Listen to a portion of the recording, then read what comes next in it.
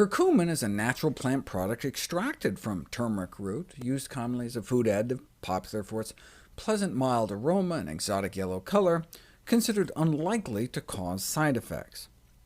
Just because something is natural, though, doesn't necessarily mean it's not toxic. Strychnine is natural, cyanide is natural, lead, mercury, and plutonium are all elements. Can't get more natural than that. But turmeric is just a plant. Plants can't be dangerous. Tell that to Socrates.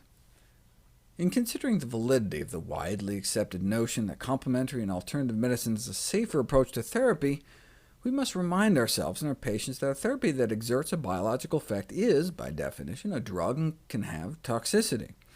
It cannot be assumed that diet-derived agents will be innocuous when administered as pharmaceutical formulations at doses likely to exceed those consumed in the diet.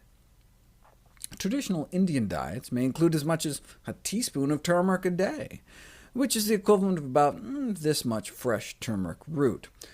If you look at the doses of turmeric that have been used in human studies, they range from less than 1/16 of a teaspoon a day up to about 2 tablespoons a day for over a month, whereas the curcumin trials have used up to the amount found in cups of the spice, around 100 times more than what curry lovers have been eating for centuries.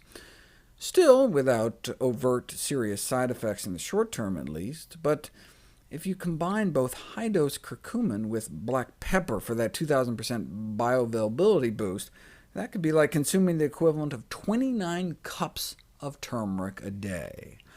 That kind of intake could bring peak blood levels up around here, where you start seeing some significant DNA damage, in vitro at least. So just incorporating turmeric into our cooking may be better than taking curcumin supplements, particularly during pregnancy. The only other contraindication cited in the most recent review was the potential to trigger gallbladder pain in people with gallstones.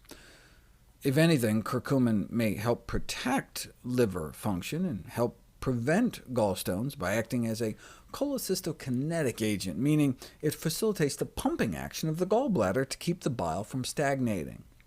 In this study, they gave people a small dose of curcumin, about the amount found like a quarter teaspoon of turmeric, and using ultrasound, we're able to visualize the gallbladder squeezing down in response, with an average change in volume about 29%. Optimally, though, you'd want to squeeze it in half, so they repeated the experiment with different doses, and it took about 40 milligrams to get a 50% contraction. That's about 1/3 of a teaspoon of turmeric every day.